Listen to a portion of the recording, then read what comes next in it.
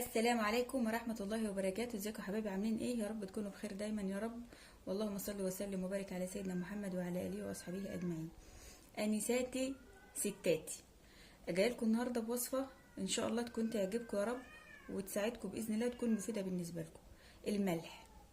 الملح الابيض، ايه فايدته بقى للشعر؟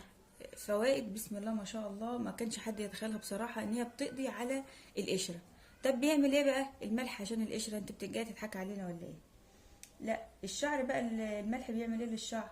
بيعمل على امتصاص الزيوت الزايدة من فروة الشعر، وبيساعد كمان على ازالة الخلايا الجلد الميتة، وبتخلص من الخلايا الميتة المتراكمة عند البصيلات بتاعت الشعراية، وبيتخلص من انسداد المسام. بما انه بيمتص الزيوت الفايضة فانه بيخفف الالتهابات والانسداد اللي بيسببها، قد يسببها يعني في ايه، في تصيب فروة الشعر. ومين فينا ما بيشتكيش من القشرة ومن الاكلان بتاع فروة الشعر؟ الملح هو الحل. هنعمل ايه بقى بالملح؟ هقول له. بسم الله الرحمن الرحيم. جبنا معانا معلقتين ملح كبار،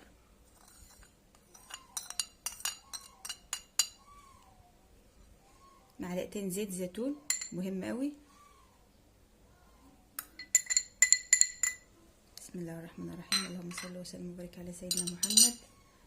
عصير ليمونتين، او لو عندك من الليمون الكبير ده كويس قوي حط منه مش مشكله.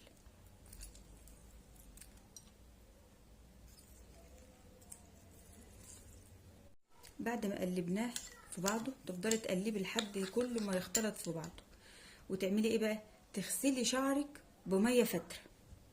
تغسلي شعرك الاول بميه فتره كويس، وبعدين تقومي جايبه الخليط ده وماسكاه مدلكه بيه فروه شعرك لحد الشعره، فروه شعرك كلها تخشي كده تدلكي بصوابعك في فروه راسك كده كويس قوي.